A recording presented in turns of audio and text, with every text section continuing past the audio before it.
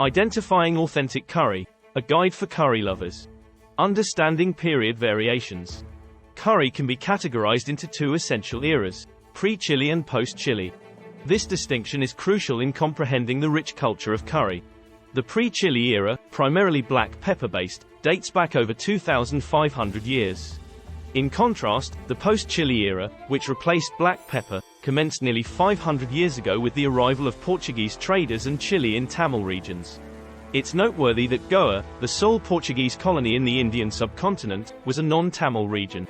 The Jaffna Kingdom, in the north of the Ceylon, modern-day Sri Lanka, island, was the only Tamil colony of the Portuguese and later the Dutch.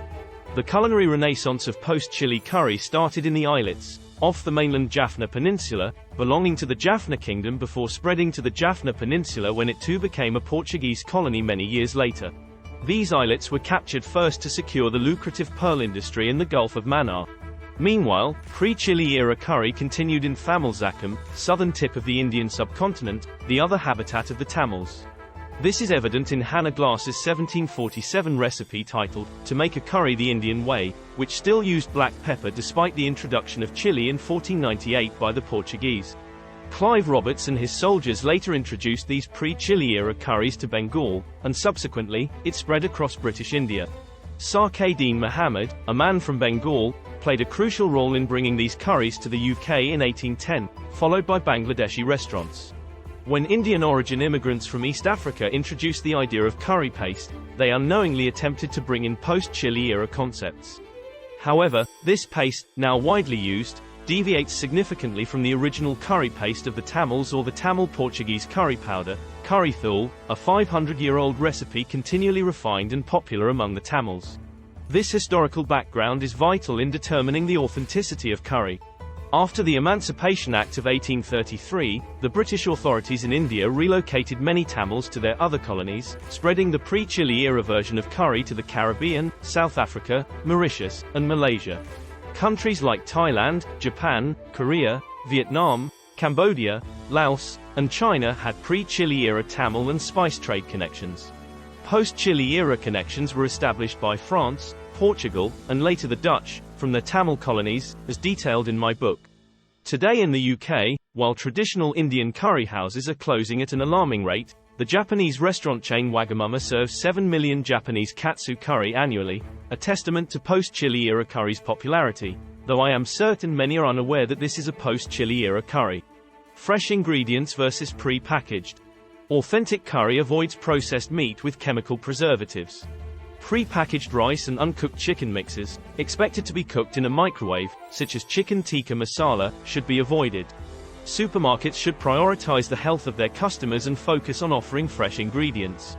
They should also explore various vegetable and vegan rice and curry options too. The lack of standardization in the UK curry industry limits its corporate potential. Birmingham curry differs from Cardiff curry due to diverse family-run businesses. Standardization and consistency in preparation methods are prerequisites for elevating curry to a corporate level.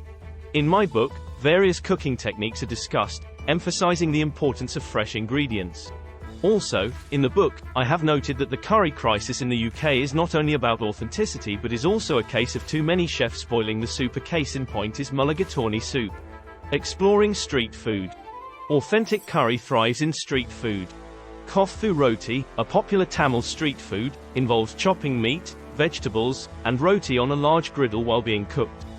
Canadian Prime Minister is making kothu roti for fun. Other snacks like fish cutlets, mutton or chicken rolls, patties, bonda, and stuffed roti originated during the Portuguese era in Tamil areas.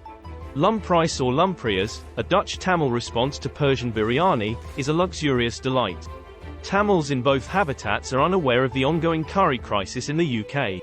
Migrations have led to the fusion of flavors, both pre-chilli and post-chilli, in some regions. It's time for Tamils in the West to guide curry lovers in recognizing authentic curry and preserving this ancient Tamil heritage. The ailing curry industry also requires assistance before losing £5 billion to its competitors.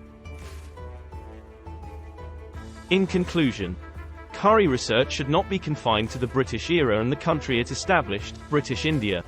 Consider British Ceylon, established in 1833, where Tamils faced 300 years of Portuguese and Dutch colonization before British rule. Words like mango, mulligatawny, congee, and poppadom entered the English language via the Portuguese in the 16th century, well before the East India Company was established in the 17th century.